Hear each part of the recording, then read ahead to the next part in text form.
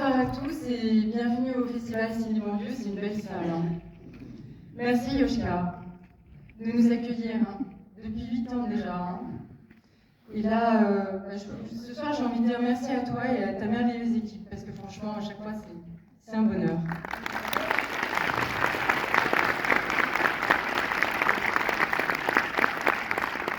Alors ça va swinguer ce soir.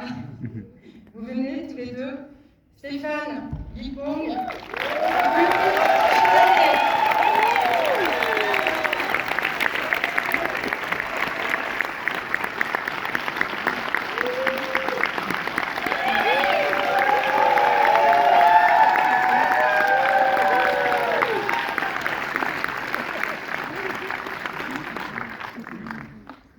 Est-ce que tu veux dire quelque chose avant la projection ? Oui, on va être court, mais déjà merci infiniment d'être aussi nombreux et nombreuses. En fait, on est extrêmement touchés. Donc c'est la première projection à Paris. Donc il y a plein de gens qu'on connaît, il y a plein de gens qu'on ne connaît pas aussi, et tant mieux. Et on espère que ça va vous plaire. Donc juste un petit mot rapide, c'est mon premier long métrage, mais aussi le premier long métrage de beaucoup de personnes dans cette équipe. Donc Clotilde qui joue le premier rôle, mais aussi Amélie Carré, productrice, Alexandre Ikovic, chef opérateur, Chloé Schneider, Junan Nao qui sont les compositeurs et compositrices. Enfin voilà, et on est assez nombreux de l'équipe, donc on sera là après pour répondre à vos questions si vous en avez.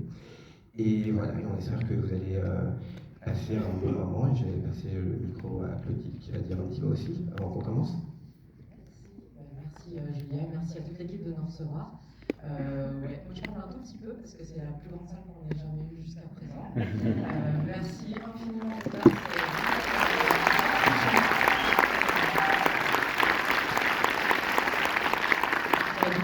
Bonne fille et à tout à l'heure.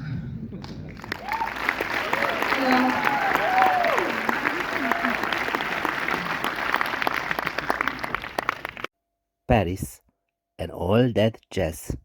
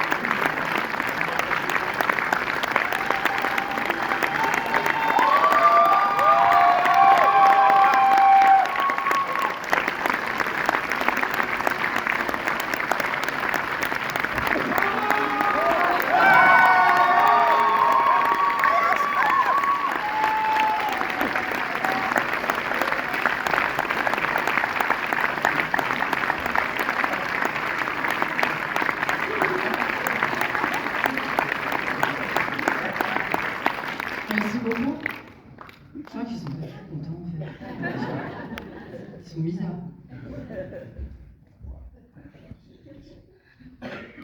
Merci. Alors, est-ce que tu nous présentes un petit peu tout le monde là? Oui, je vais faire dans l'ordre comme ça. Donc Olivier Ruedazet qui joue Bernard.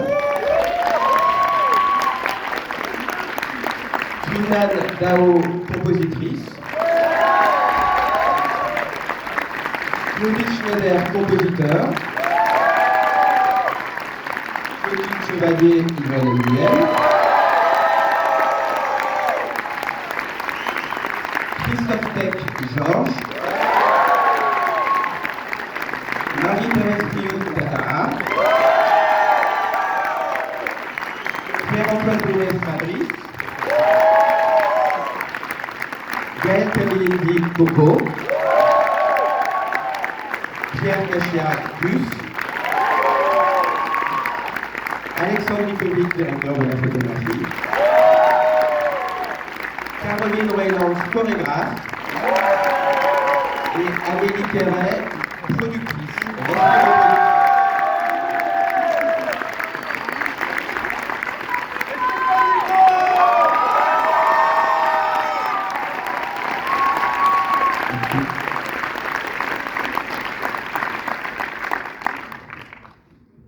Elle a commencé comment cette aventure-là?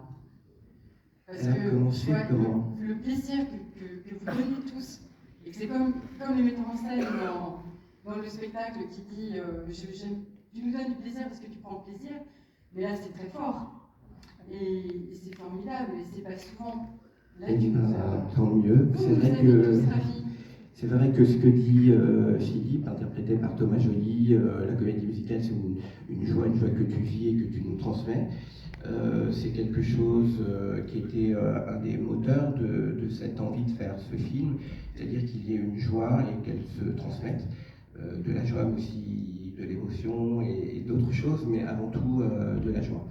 Donc l'aventure, c'était un long chemin. C'est vrai qu'il y a plus de 12 ans, j'ai écrit, mis en scène un spectacle qui s'appelait Cabaret Jeune Citron, dans lequel jouait Clotilde, et ce personnage existait déjà. Alors le film n'est pas du tout l'adaptation du spectacle, mais on reprend le personnage et des thématiques développées sous un autre angle. Et voilà, ça a suivi son cours, un long cours, mais voilà, à un moment, quand je me suis dit, il faut que je fasse mon premier long métrage, je voulais aborder une histoire personnelle. Donc j'ai pensé à ce personnage qui est un peu une forme d'alter ego, même si je me retrouve dans d'autres personnages aussi du film. Et voilà, et donc il y a eu une rencontre importante qui est celle avec Amélie Perret qui produit le film. En fait, on avait déjà travaillé ensemble sur 2 courts-métrages, Feuille de printemps et Allée des Jasmins. Et on a décidé de sauter le pas ensemble, puisque c'est aussi son premier long.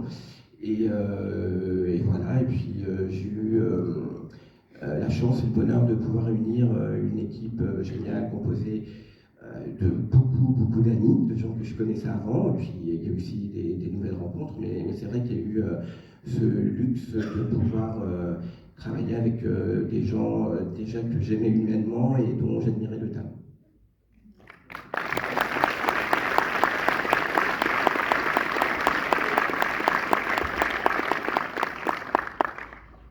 Moi, j'ai envie de laisser la parole à la salle. Je ne sais pas qui veut poser une question. Ah, là, je vois des. Est-ce qu'on a des micros? Ouais.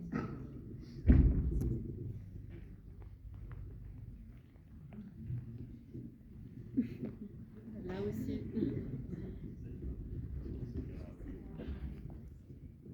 Bonsoir. Déjà, je voulais vous remercier pour ce film qui m'a mis beaucoup de baume au cœur. Je l'ai trouvé pétillant et ça faisait longtemps que je n'avais pas autant apprécié une comédie musicale parce qu'en fait, vous nous donnez vraiment beaucoup de plaisir et ça fait plaisir de voir un film qui joue des clichés asiatiques faits par des Asiatiques et pas par des Français. Et du coup, je voulais vous demander, c'est quoi votre souvenir préféré du film à chacun? Je répondrai en dernier. Soyez bref. En premier, moi, la séquence séquence d'ouverture, c'était quand même assez magique. C'était très technique, c'était très compliqué, mais on a pris beaucoup de plaisir. Et on était derrière les combos, derrière les écrans, à regarder ce qui se passait et on chantait tous ensemble. Voilà, ça prend des souvenirs, ou les machinaux qui dansaient, c'était pas mal. Eh bien, moi, je dirais chaque jour de tournage a été un souvenir génial. Pour moi, c'était Allô pour moi, c'était le premier jour, parce que je me suis dit, ça y est, c'est parti, on y est, et c'était vraiment un plaisir tous les jours. Moi c'était le jour pour les auditions finales, à la fin, quand on arrivait devant le théâtre et jouer sur le piano dans ce théâtre-là, c'était fou. Pardon. Je dirais que c'est le jour où où on a tourné la scène avec toute l'équipe du spectacle, de Coco. Voilà. Moi, j'ai très bien mangé. C'est très important. Et pour moi qui dansais, c'était vraiment d'apprendre à danser face caméra sans regarder la caméra. Voilà. C'est très dur. Alors moi je suis venue, j'ai 81 ans maintenant, je suis venue en France à 15 ans. J'ai habité le Nord 7 ans et 7 ans et demi, 8 ans dans le Sud. Alors j'ai demandé à Stéphane, j'ai dit, tu sais, quand je parle vietnamien, des fois je parle le Nord et puis des fois je parle le Sud. Ça arrive comme ça et je ne peux pas me contrôler. Et gentiment, il m'a dit, écoute Maïté, tu parles quand tu le sens. Voilà. Donc ce qui fait que des fois, si les vrais Vietnamiens entendent, parfois c'est un accent nord-vietnamien, un accent sud-vietnamien.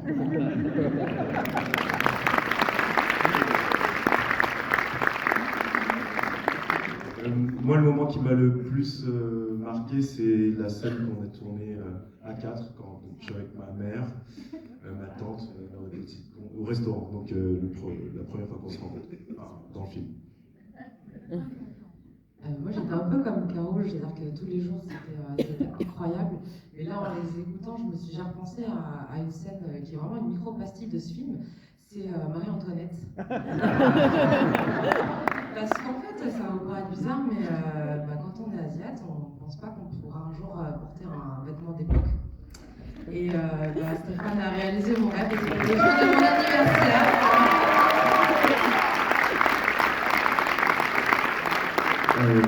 Alors moi c'était la fête de fin de tournage. En fait tout était assez fort et intense.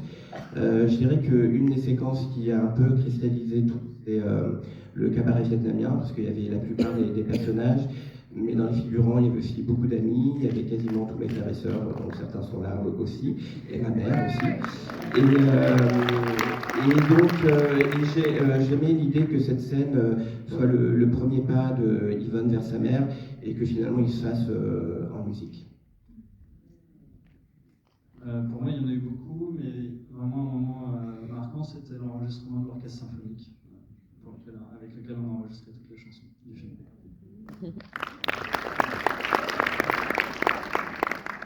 Alors moi je vais tricher, j'en ai deux. Il y a le cabaret vietnamien, parce que je joue du violon au fond, et en plus c'était une très belle scène, beaucoup d'acteurs. Et aussi le final disco, parce qu'il y a quasiment tout le monde, et j'aime beaucoup cette chanson évidemment.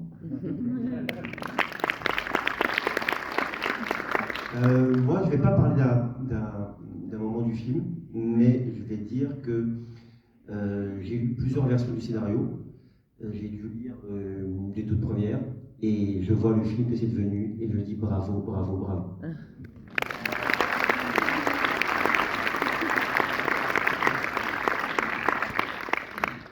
Mais cette scène du cabaret vietnamien, c'est un peu le cœur du film quand même. Hein. Et c'est un autre ton et moi j'étais tournée. Hein. Vraiment, bravo. Merci. Oui, en fait, pour moi c'est un peu un pivot. C'était l'idée d'utiliser les codes des concerts de variété vietnamienne, parfois un peu sirupeuses, mais qu'on peut aimer, un peu kitsch, mais dont on peut aimer le kitsch, et le voir aussi à travers les yeux d'Yvonne, c'est-à-dire que la rencontre avec sa mère, quelque part, elle le voit à travers un prisme West Side Story.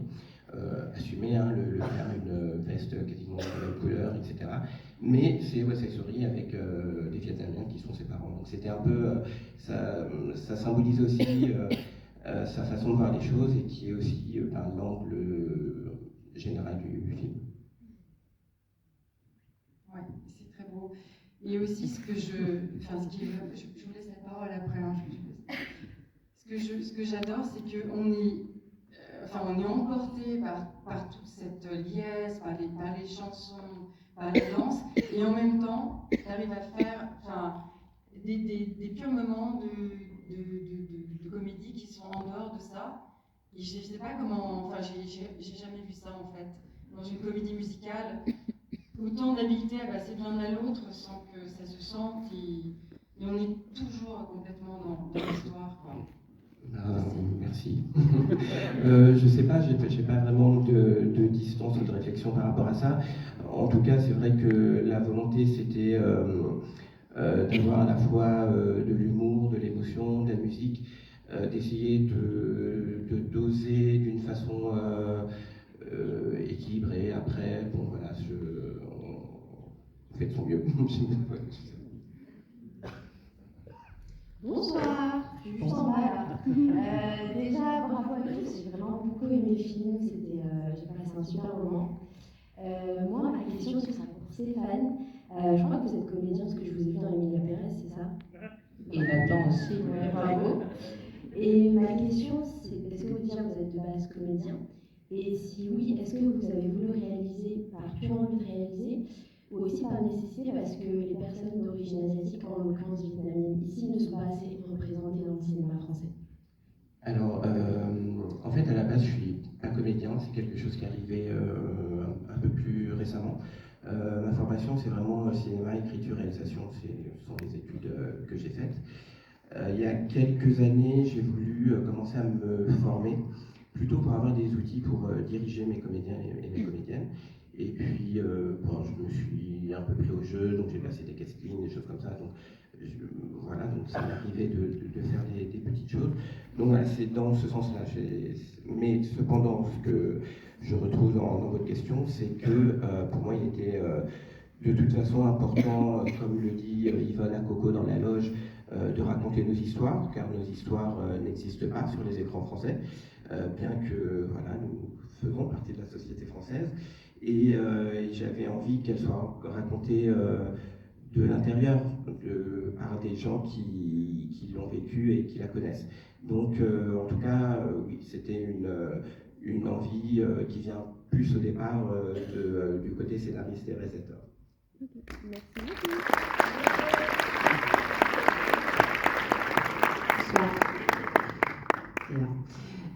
Bravo, honnêtement, je suis ravie de voir en fait ce qui est devenu ce projet que, si je comprends bien, ça fait 10 ans que tu le portes, en tout cas ça fait 10 ans en sortant même de la FEMIS, et j'ai bien noté qu'effectivement tu étais passé par, l'expérimentation du court-métrage avant, mais je me posais la question, effectivement, c'est peut-être une question naïve, mais selon toi, qu'est-ce qui a fait que, au niveau de l'écriture, hein, qu'est-ce qui a fait que ce film a pris le temps qu'il a pris pour atteindre cette forme-là, parce que je comprends effectivement qu'il y a eu des réécritures. Mais d'un point de vue scénario, avant de penser prod, qu'est-ce qui fait que selon toi ça a pris du temps?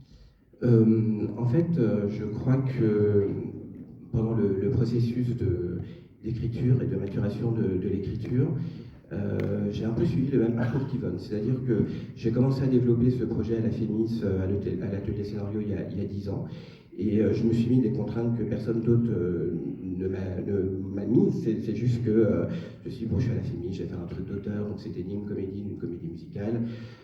Ensuite, j'ai développé le projet avec une autre prod qui voulait que je fasse de la comédie pure.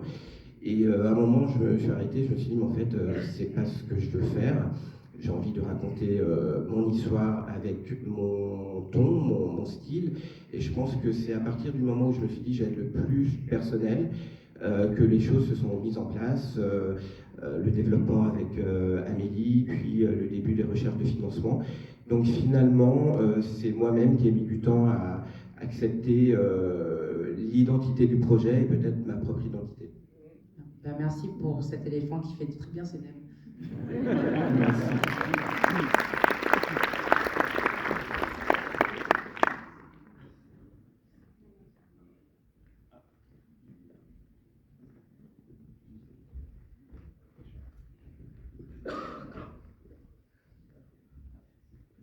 Bonsoir à tous. J'ai une petite question pour toi, Stéphane. Encore bravo, quelle beauté, quelle émotion, une structure incroyable. Enfin, vraiment. C'est la deuxième fois que je vois le film. Et la première fois que je l'ai vu, j'ai pas eu l'espace mental ni émotionnel pour trouver une question. Et là, ce soir, j'ai la sensation qu'il y a quelque chose qui est très très clair, c'est que le fait d'assumer une telle proportion de la langue vietnamienne dans ton long métrage, est-ce que ça a été quelque chose de facile à mettre en place? Est-ce que tu t'es posé mille questions sur cette proportion? Parce qu'elle est vraiment impressionnante. De la mère vietnamienne, c'est ça? Non, de la langue. De la langue vietnamienne. Si, bien sûr, on s'est posé la question. On s'est déjà posé la question parce que simplement quand on a des financements du CNC, on doit avoir 51% de langue française. Mais ça c'est un détail, on n'aurait pas dépassé la moitié, on n'y est pas du tout. Mais pour moi c'était important que la langue vietnamienne soit là par rapport à ce personnage pour rester cohérent. Bon, évidemment, il y a des parties de ce personnage qui sont inspirées de ma propre mère, donc qui parle principalement vietnamien. Et voilà, j'avais envie de rendre hommage à ces personnes, ces femmes qui sont venues en France, qui ont parfois appris la langue, parfois ont eu du mal à l'apprendre, mais qui gardent souvent comme seul point d'attache avec leur culture d'origine, la langue et la cuisine. Donc voilà, mais c'est important que la langue vietnamienne soit entendue quand même un minimum dans ce film. Bonsoir. Bonsoir. Je suis là. Je suis là en fait. Ah d'accord, ça y est. Bonsoir, je voudrais savoir, est-ce que c'est tourné en ordre chronologique? Non, pas du tout. En fait, c'est très rare que les films se tournent dans l'ordre chronologique, parce qu'en fait, on essaie de faire en fonction des décors, de la disponibilité des comédiens, de plein de choses pratiques. Donc, je ne pense pas qu'il y ait beaucoup de films qui se fassent dans cet ordre-là. Donc, nous, on n'a pas fait par ordre chronologique, mais par décor et par praticité. Ok, une deuxième question, je voudrais savoir le budget du film. Alors, le budget est autour de 2,5 millions. Merci.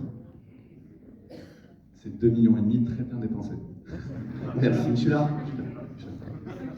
Oui, bravo Stéphane pour ton film, c'était vraiment magnifique. Là, Stéphane, oui, tu me vois, je te vois.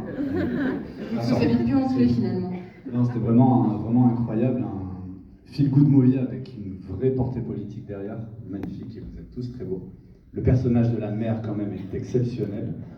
La question que j'avais, c'était est-ce que sa construction était un pur ressort scénaristique pour faire le contrepoids avec sa fille, ou est-ce que tu as des messages à passer à ta mère?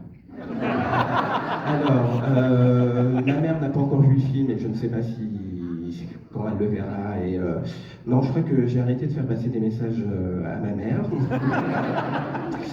J'ai fait 2 autres cours qui parlent d'elle aussi, donc je pense que c'est bon. Mais en revanche, c'est sûr que c'est une source d'inspiration.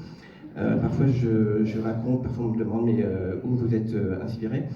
En fait, j'ai donc une mère vietnamienne et j'ai 5 grandes sœurs. D'ailleurs, il y en a une qui est dans la salle. Et donc, 6 femmes vietnamiennes à fort caractère, c'est une source d'inspiration permanente. Et donc forcément, il y a des choses à dire. Et en fait, non mais en dehors de la blague, c'est voilà, parler du parcours de ces femmes. Alors c'est vrai que là, le personnage principal est Yvonne, mais sa mère en filigrane évoque par exemple la guerre, mais elle l'évoque à travers des blagues, elle évoque l'exil, et donc c'était voilà, parler de ces femmes qu'on connaît, qu'on croise, qui travaillent dans les restaurants où vous allez, mais dont on ne connaît pas forcément l'histoire et qui ne vont pas forcément vous la raconter. Donc c'était pas juste un pendant, mais c'était vraiment une volonté d'avoir ce type de personnage.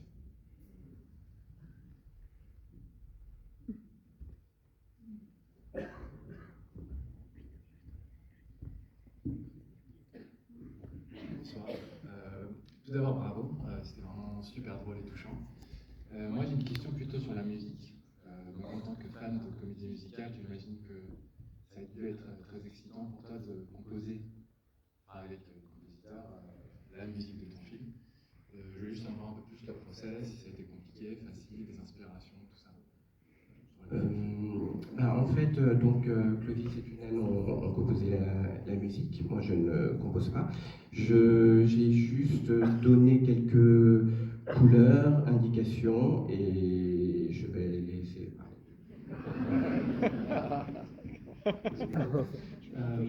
Non, moi j'ai vraiment essayé de rentrer dans la tête de Stéphane et sur chaque chanson, il avait des indications très précises, il savait exactement ce qu'il voulait, donc voilà, être un peu sa voix, on va dire, avec l'instrumentation, voilà, les chansons qu'il souhaitait.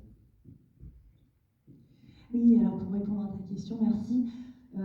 En fait, Stéphane nous avait attribué un certain nombre de chansons à chacun, et avec des inspirations qui étaient précises, quand même, des références. On a écouté ça, on a tenté de faire au mieux, avec quelques allers-retours. Et ce qui était sympa, c'est que déjà, on s'est très bien entendu avec Clovis. C'était pas toujours obligé. Et c'était la première fois qu'on se rencontrait et qu'on travaillait ensemble, donc ça, c'était vraiment magique. Et bien sûr, Stéphane était très présent au studio, tu es venu beaucoup de fois et tu as donné plein d'indications qui étaient précieuses. Et donc, on a passé des moments vraiment uniques. Et c'est comme ça que ça s'est fait de bout en bout. J'avais une question, bravo à toute l'équipe. C'était concernant les différentes versions de scénario, donc tu as dit qu'il a évolué. Je voulais savoir concernant est-ce que tu as eu des difficultés de financement, notamment du fait que c'est un casting principalement asiatique, sans forcément de tête d'affiche connue. Et puis les critiques notamment que tu fais du milieu un peu du spectacle, à travers le spectacle qui se monte avec cette vision assez caricaturale de l'Asie. Voilà, est-ce qu'il y a eu des résistances ou des retours négatifs de la part de producteurs Eh bien, curieusement, non. En fait, je pense que avec Amélie, quand on préparait des rendez-vous, on avait peur de se confronter à ça. Et en fait, curieusement ou non, heureusement, les différents partenaires qu'on a eu face à nous, que ce soit les commissions du CNC ou Canal+, ou etc., ont compris de quoi parlait le film. Et justement, s'il n'y a pas de grande star française d'origine asiatique, c'est aussi de ça dont parle le film. Donc on n'a pas du tout eu ce type de problème. La seule petite remarque que j'ai eue à un moment, c'était quand je parlais des rice lovers. Donc évidemment, c'est pas un terme qui existe dans le milieu gay, on dit rice queens, mais je me suis dit que c'était trop spécifique. Et donc au début, moi j'avais choisi rice fuckers, et on m'a dit que c'était un peu trop vulgaire. Donc j'ai choisi rice lovers. Et si vous voulez utiliser cette expression, je vais vous en faire cadeau. Bonjour. J'ai moi une question sur l'image. Je trouve que vous passez, comme dans la première scène par exemple, de Emily in Paris pour finir sur du Wong Kar-wai et du West Side Story, du studio, il y a un peu de tout. Donc, voilà, moi je suis photographe, j'aurais aimé que vous m'en parliez un petit peu. Merci. Je propose de donner la parole à Alexandre. Merci pour votre question. Oui, on a eu beaucoup d'inspiration à travers ce film, on a beaucoup discuté avec Stéphane, beaucoup de comédies musicales anciennes et plus modernes qui nous ont inspirés. Et du coup, voilà, on a des petits clins d'œil, des petites références qui sont parfois des clins d'œil, parfois plus assumés.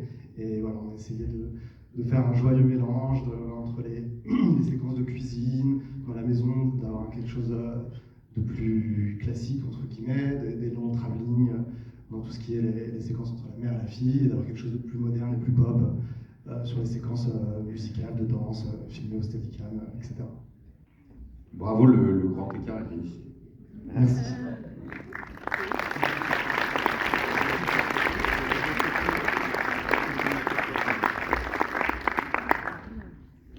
C'est encore moi. Comme on parlait d'image et justement de référence, dans les crédits, vous avez cité en fait des images d'archives. Je pense que c'était plutôt pour les Podane, etc. Mais je me posais la question notamment sur la scène de la star vietnamienne qui vient faire le concert. Cette personne-là, tu l'as créée de toutes pièces? Oui, tout à fait. En fait, c'est une comédienne, c'est une jeune femme que vous avez pu voir, qui a eu un César notamment pour De battre mon cœur s'est arrêté, de Audiard, et qui continue sa carrière. Et c'est vrai que bon, elle incarne une icône et avec une perruque, un maquillage, et c'est vrai que si on ne la reconnaît pas, des gens pensent que c'est vraiment une chanteuse vietnamienne. En revanche, il y a beaucoup de chanteuses vietnamiennes dans ce style-là.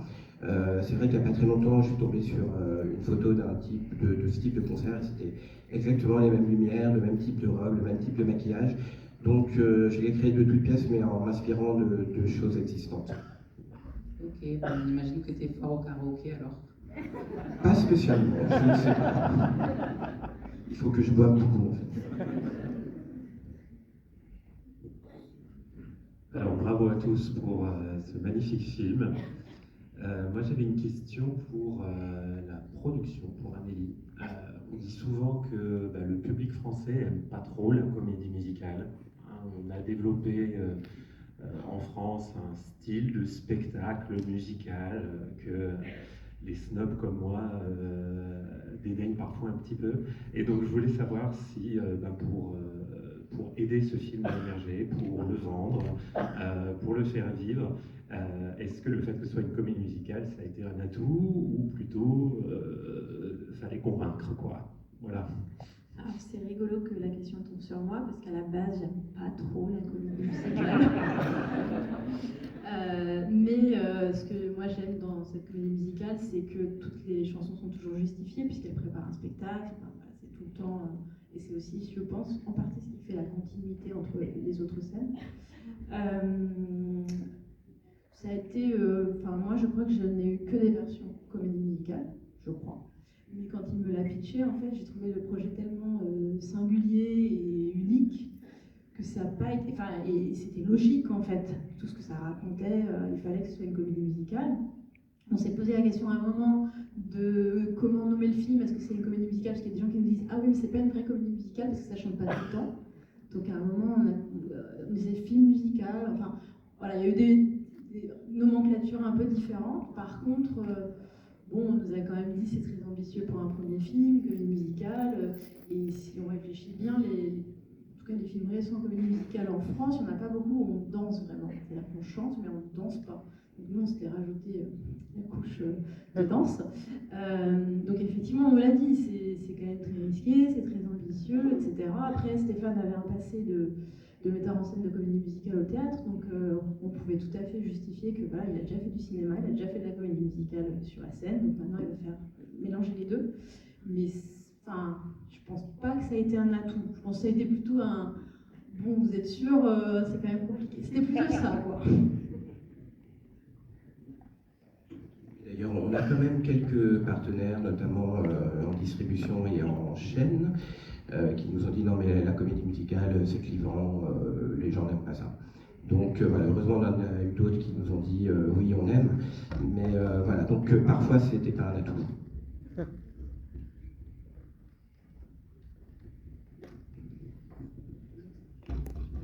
On m'entend?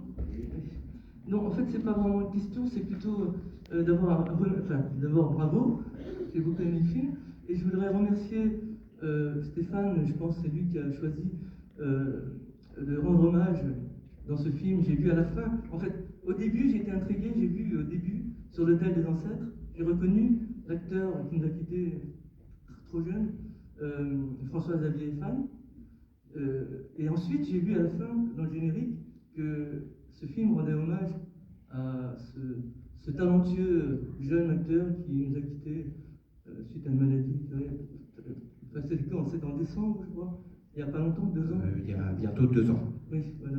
Et donc j'avais admiré cet acteur dans la pièce de Marine Bachelot-Mienne, Circulation Capitale, qui est extraordinaire. Et j'ai vu que, comme Stéphane, il est toujours très fidèle aux gens qu'il aime bien. Hein, il avait un tout petit rôle dans le court-métrage L'Allée des Jasmins. Oui, tout à fait. Voilà. Donc je voulais dire merci d'avoir rendu hommage.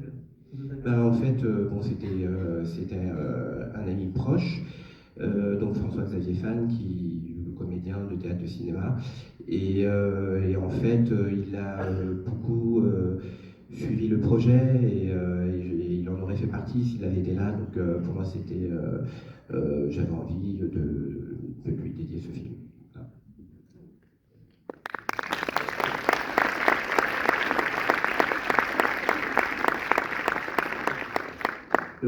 Je voulais vous demander sur votre travail sur les... Juste devant. D'abord, le film est magnifique, bravo. Et en plus, on n'a pas souvent les directeurs de la photographie à féliciter, parce que la photographie est vraiment très convaincante. Je voulais vous demander sur le travail des costumes. Je pense que vous êtes bien amusé sur le travail des costumes, et comment vous avez travaillé, parce que c'est... Alors en plus, elle ne m'a pas dit qu'elle venait, mais nous avons Anouche qui a travaillé au costume, qui était là avec nous sur le tournage, et c'est notamment elle qui a créé les magnifiques coiffes. Anouche, je voudrais que tu viennes. Donc notre chef costumière était Jeanne Depardieu, mais Anouche a énormément travaillé sur le projet, évidemment. Donc je dis quelques mots avant de lui passer la parole, mais c'est vrai qu'avec les discussions qu'on a vues avec Elsa et Anouche, j'avais envie de quelque chose de pop, de coloré. Certaines tenues étaient plus spécifiques à des hommages à la comédie musicale, donc il y avait certaines tenues qui étaient vraiment des références précises. Et puis après, c'est leur travail, donc je vais lui laisser la parole. On m'entend? Oui. C'est la première fois que je parle dans un micro. Je suis un peu impressionnée. Je ne veux pas parler à la place d'Elsa Depardieu, qui est la conceptrice, et qui a fait un travail de dingue, parce que voilà, il y avait beaucoup de travail à faire, on était 2. Mais oui, Stéphane nous a beaucoup aidé dans ce qu'il voulait, ses idées. Et c'était vraiment très très chouette en fait de bosser dans cet environnement-là avec ces acteurs et ces actrices qui nous ont beaucoup aidés en fait à trouver leurs personnages et à travailler comme ça. Donc voilà, et c'était très chouette de passer en fait à une Marie-Antoinette et un pyjama en fait. Trouver un pyjama Cats, c'était très très très très drôle à faire. Donc voilà. Je ne sais pas trop comment répondre à la question, mais c'est voilà, travailler sur des costumes où en fait on passe de tout l'un ou tout l'autre et ça se fait pas beaucoup. Et du coup c'est trop bien de tomber sur ce genre de projet. Voilà. Et c'était mon premier long métrage, donc merci Stéphane.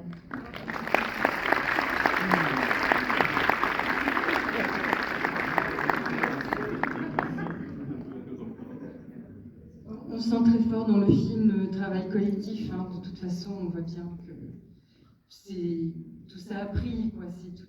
Vous étiez ensemble, ça se voit, c'est sûr et certain. C'est réussi à tous les niveaux. Donc effectivement, on a parlé de la photo, mais oui, les costumes, les chorés, les chansons, la musique, le jeu, tout quoi. Non, c'est un bel ensemble. Merci, je pense que c'était important. En fait, sur mes projets, que ce soit les cours ou les spectacles, j'aime bien le côté esprit de famille, en fait, d'une certaine manière, famille ou amie, mais c'est une forme de famille. Et c'est vrai que c'est important pour moi dans le choix des gens avec qui je travaille. Je me dis, ben voilà, on va travailler ensemble pendant 2 mois, 3 mois ou plus. J'ai envie d'avoir ce plaisir de les retrouver à chaque fois, et c'est ce qui s'est passé.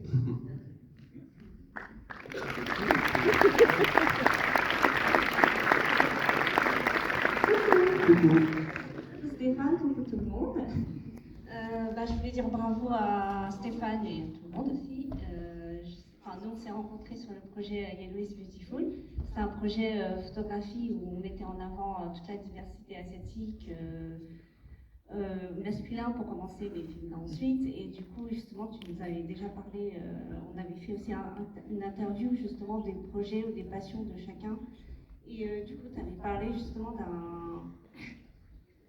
de ça en fait, mais je ne le voyais pas du tout comme ça. C'est 1000 fois mieux que ce qu'on imaginait, et franchement bravo. Et avec David qui ne peut pas être là ce soir, franchement on te félicite, c'est vraiment génial.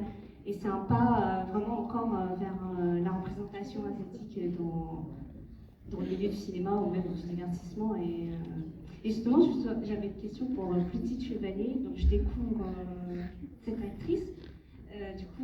Parce que je fais aussi de la danse, j'adore chanter, par passion seulement. Et du coup, je me suis dit, est-ce que je me demandais si tu avais déjà des bases en danse et en chant, ou si tu as dû en prendre en plus des cours pour le film, par exemple. Alors, je viens de la comédie musicale. J'ai étudié la comédie musicale dans une école de comédie musicale au début des années 2000. Et j'ai essayé de travailler dans le milieu de la comédie musicale comme Yvonne. Et comme Yvonne, j'avais pas trop de travail. Donc je me suis arrêtée en fait il y a 8 ans. J'ai changé de carrière. Aujourd'hui, je suis chef de cuisine.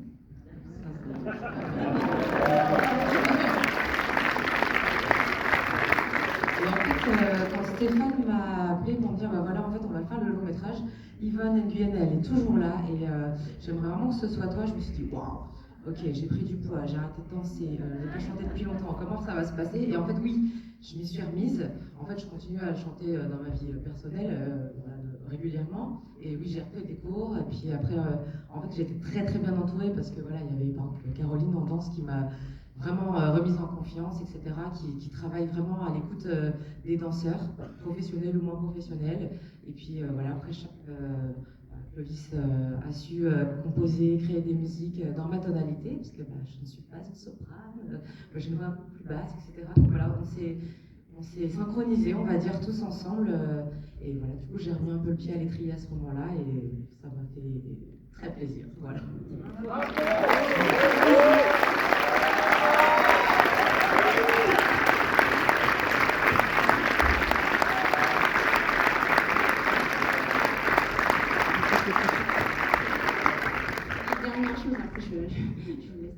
En tout cas, je voulais remercier justement des personnes comme vous, comme Stéphane, qui mettent en avant justement les gens qui veulent, les personnes asiatiques qui veulent aller vers l'art, que ce soit dans le chant, la danse, le cinéma. Parce que j'ai l'impression que c'est l'histoire de ma vie, pourtant moi je suis d'origine chinoise. Mes parents ont ouvert un restaurant, ils m'ont fait arrêter les études pour que je reprenne le restaurant. Et j'allais en secret en cours de couture. Aujourd'hui, je fais du stylisme. Et du coup, j'espère que ça va donner la force à d'autres personnes comme moi qui travaillaient dans le restaurant des parents et qui disaient non, je veux faire des vêtements, je veux faire un film, je veux chanter. Donc vraiment bravo et merci beaucoup.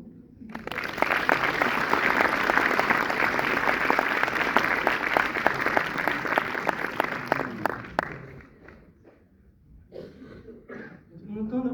Je vais juste dire bravo à Clotilde pour son bel effort en vietnamien. Je sais pas pourquoi elle a fait des cours, mais... C'était un challenge de faire du roller, de danser, de faire de tout ça, hein. Mais de parler avec un accent vietnamien crédible, c'était vraiment un énorme challenge, notamment la scène là où elle improvise en vietnamien. Voilà. On n'a plus de piles si c'est bon. J'avais Stéphane en fait qui avait enregistré toutes les phrases.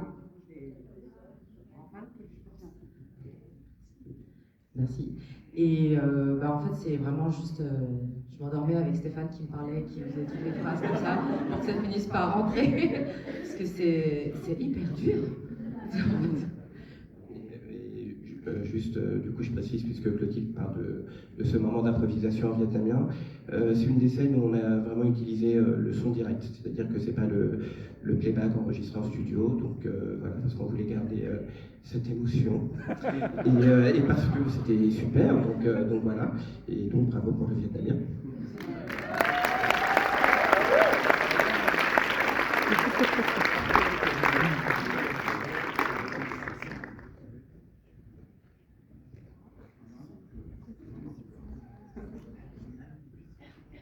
Merci. Ah. Bon, bah, je sais pas si on va peut-être Oui, moi se quitter là. juste dire une chose. Clotilde, Stéphane, je voudrais juste vous dire une chose. Je pense que je parle au nom de pas mal de personnes ici. Franchement, merci. Merci. Merci.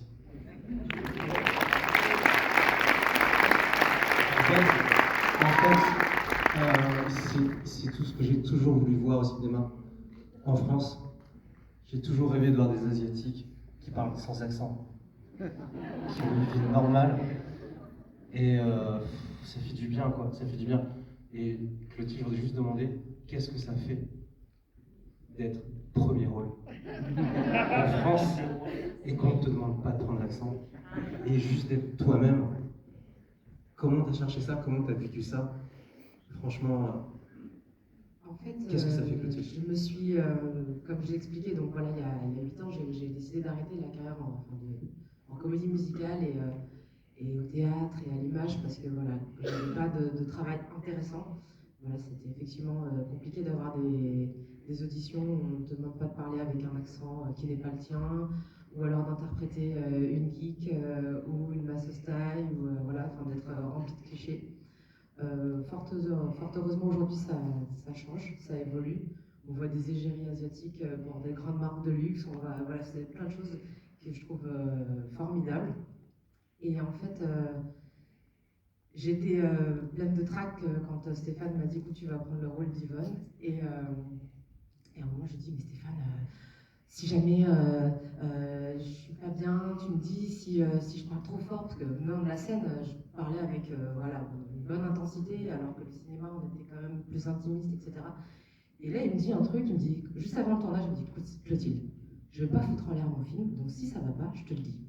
Et ben en fait, ça m'a détendu grave en fait. Je me suis dit, ok, je fais un truc et puis si ça va pas, il me le dira. Et en fait, voilà, ça a été vraiment l'énergie que j'ai eue dans tout le long du tournage. C'est-à-dire que je n'allais pas trop au combo, je voulais pas avoir mon double menton ou machin. Je me suis dit, Stéphane, il va voir, il fait des images, il va voir tout ça. Si ça lui plaît, il garde, si ça lui plaît pas, il me dira, bon, on fait autre chose quoi. Donc voilà, ça s'est vraiment passé assez naturellement en fait.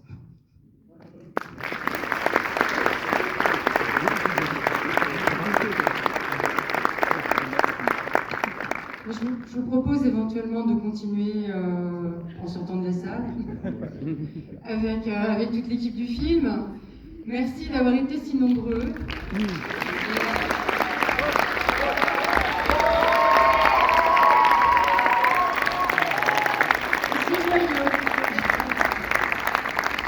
Le festival continue, donc demain il y aura 2 films à 18h, La prisonnière de Bordeaux de Patricia Mazui.